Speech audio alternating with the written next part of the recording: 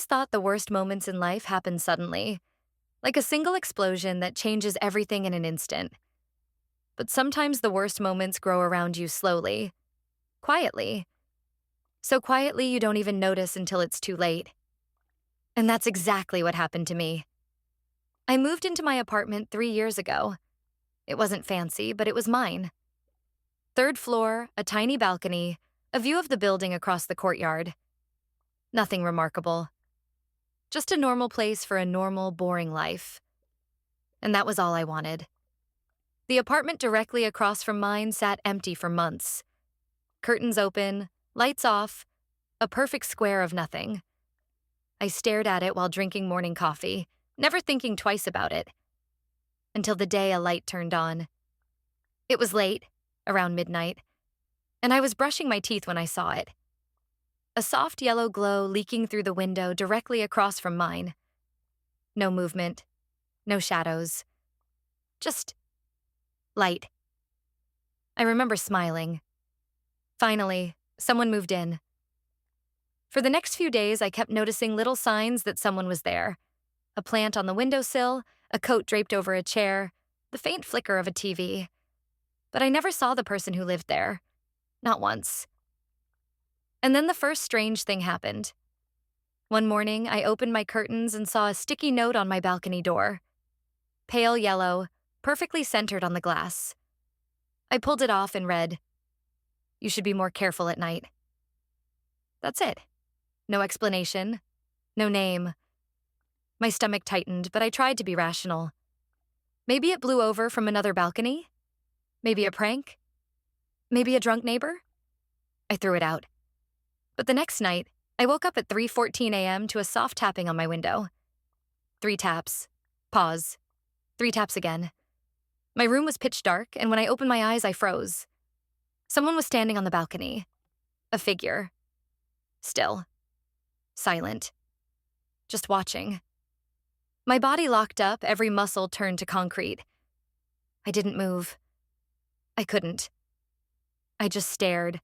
The figure didn't try to open the door, didn't speak, didn't reach out.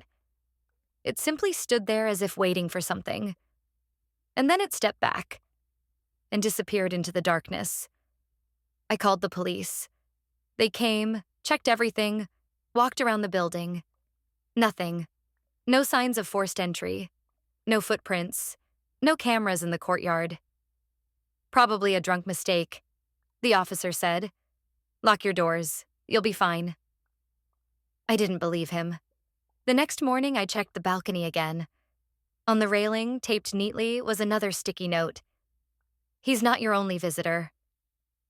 That's when the dread started crawling under my skin. For the next few days, nothing happened. I went to work, came home, locked every door, every window. I kept my curtains closed. I bought a second lock. I even pushed a chair under the doorknob like I'd seen in movies. But the quiet didn't help. If anything, it made everything worse. Because the next time something happened, it wasn't outside. It was on my phone. One evening, I was scrolling through photos when I noticed a new album at the bottom. Temp. I hadn't created it. Inside were 5 photos, taken inside my apartment, at night, while I slept. The light from the hallway, my blanket pulled slightly back, my face, all shot from the same angle. I dropped the phone. My hands were shaking so violently I could barely unlock it again. The metadata said 3:14 a.m., the same minute I woke to the tapping on the glass. But the angle wasn't from the balcony, and it wasn't from inside my apartment. It was from the building across from me. From the window I never questioned. From the apartment I had never seen anyone enter or leave. Someone had been watching me, recording me. At the exact same time, someone else was on my balcony. 2 people, 2 threats. At the same time. I called the police again. They checked everything again. And again. Nothing. No evidence. They suggested I was misinterpreting things. That maybe the photos were edited. That maybe someone hacked my phone. That maybe the balcony moment was a nightmare. But I knew what I saw. And I knew what I didn't want to admit. Someone across from me had a perfect vantage point into my life. The next few nights were torture. Every sound felt like a signal. Every shadow felt intentional. Every passing hour carried the same question. Why me? On the seventh night, I broke. I couldn't sleep anymore. I sat on the floor with a blanket over my head like a scared child, staring at the opposite building through a tiny gap in the curtain. At 3:14 a.m., a light flicked on in that apartment. Slow, warm, deliberate. A silhouette stepped into view. Tall, thin, almost unnaturally still. Then the curtain moved, just slightly, as if someone were adjusting it for a better angle. That was the moment I realized something terrifying. Whoever lived there wanted me to know. The next morning, I started packing. I didn't care about breaking my lease. I didn't care about losing money. I didn't care about starting over. I needed to get out.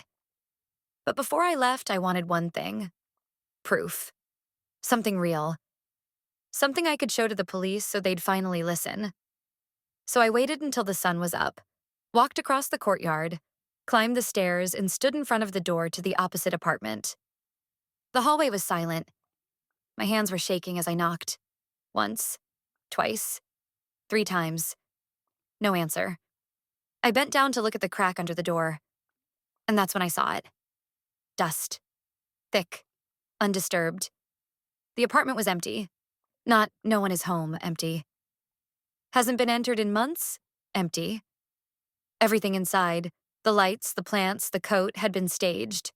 A set. A prop. For who? For what?